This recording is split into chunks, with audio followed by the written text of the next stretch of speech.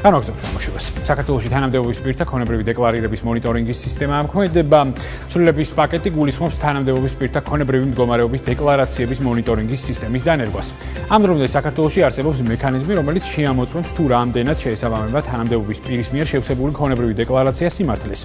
კანონპროექტის თანახმად აღნიშნული ვალდებულება შესაძლოა საჯარო სამსახურის ბიუროს დაევალოს. თემაზე საუბარს უკვე ინფორმაციის თავისუფლების განვითარების ინსტიტუტის თავმჯდომარესთან ბატონ ლევან ავალიშვილთან ერთად განვაგრძობთ, რომელიც პირდაპირ ეთერში გვერდდება. ბატონო ლევან, მოგესალმებით, ძალიან დიდი მადლობა, რომ იღებთ მონაწილეობას ჩვენს გადაცემაში. ბატონო ლევან, კონცეფციურად როგორ გამოიყურება ამ შემთხვევაში იდეა და რა ძირითადი ასპექტები და საკითხებია განვითარებული კონცეფციაში? გისმენთ. მოგესალმებით პირველ რიგში.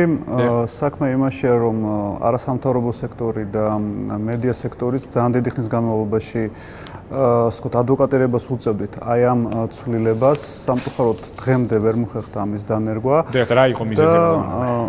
ბევრი მიზეზი არის, მათ შორის მაგალითად არ არსებობს საქართველოში უწყება, რომელიც იტვირთავდა თავის თავზე ასეთი ფუნქციის პრინციპში საგამოძიებო ფუნქციის ჩატარების ვალდებულებას. თუმცა მოხდა შეთანხმება და ანტიკორუფციული საბჭოს ფარგლებში გადაწყდა საბოლოოდ, რომ საჯარო სამსახურის ბიურო მოახდენს, ასე ვთქვათ, პირველად მონიტორინგს, შეამოწმებს დეკლარაციაში არსებული ინფორმაციის სიზუსტეს, ამაში მათ უნდა დაეხმაროს სპეციალური ელექტრონული პროგრამა, რაც ძალიან მნიშვნელოვანი არის. კანონში შედის ასევე ჩანაწერი, რომ დეკლარაციის მონიტორინგი შეიძლება ჩატარდეს მათ შორის გარედან მიღებული ინფორმაციის საფუძველზე, მაგალითად თუ ჟურნალისტი ან სხვა პირი აღმოაჩენს ასეთ პრობლემას დეკლარაციაში და მიმართავს ბიუროს, მათ უნდა ჩაატარონ ეს მოკვლევა.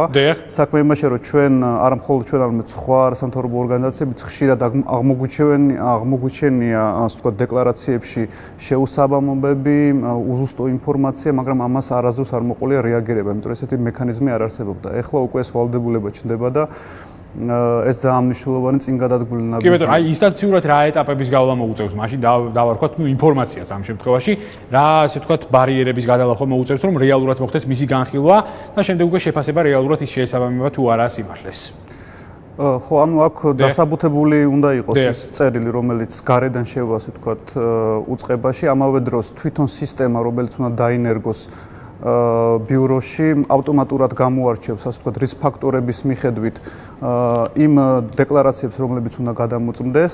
რა თქმა უნდა, ყველას ვერ გადაამოწმენ ერთ წლის განმავლობაში, ძალიან დიდი რიცხვი არის, მაგრამ რაღაც ლოგიკა ამაში იქნება, ეს იქნება IT ლოგიკა თუ სხვა, მაგალითად არის მაღალი რისკის მქონე თანამდებობები, სადაც უფრო მაღალია რისკი იმისა, რომ ინფორმაცია დაიმალოს, არის ნაკლებად, ასე ვთქვათ, უფრო სარისკო. კი ბატონო, ლოგიკები გავმიჯნოთ მაშინ ამ შემთხვევაში პირველ რიგში, იმიტომ რომ ძალიან მნიშვნელოვანია მიდასტურებთ ამ შემთხვევაში თუ ტიპიური IT მიმართულებაა ეს ყველაფერი, ანუ მონაცემთა ბაზის მიხედვით მოხდება ამ ყველაფრის შემუშავება, ეს ერთი მხრივ და მეორე მხრივ, არანაკლებ მნიშვნელოვანი სამართლებრივი ასპექტია, ანუ რეალურად როგორ მოხდება ამ ყველაფრის ერთმანეთისგან გამიჯდნა, ან თუნდაც ერთმანეთთან თანაკვეთაში მოყვანა.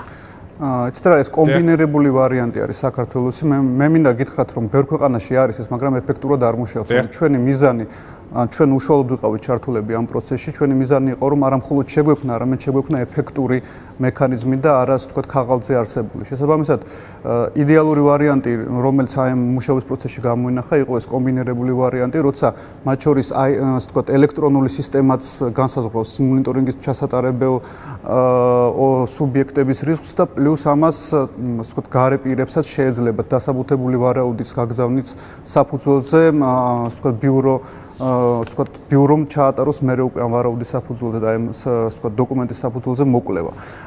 რაც თავარი არის, ბიურო ასევე ამოწმებს პირველ რიგში ამოწმებს დეკლარაციის ვთქვათ შინაარსობრივ მხარეს პირველ ეტაპზე, მაგრამ თუ აღმოაჩენს უკვე დარღვევებს, თუ აღმოაჩენს შეუსაბამობებს, მერე უკვე ამაში ერთვება შესაბამისი სამსახურები, იქნება შინაგან საქმეთა სამინისტროს ანტიკორუფციული სააგენტო, ფინანსთა სამინისტროს საგამოძიებო სამსახური თუ პროკურატურის შესაბამისი უწყებები. ანუ ორეტაპიანი არის ფაქტობრივად და ჩვენ ვფიქრობთ, რომ ეს კარგად იმუშავებს. კი ბატონო.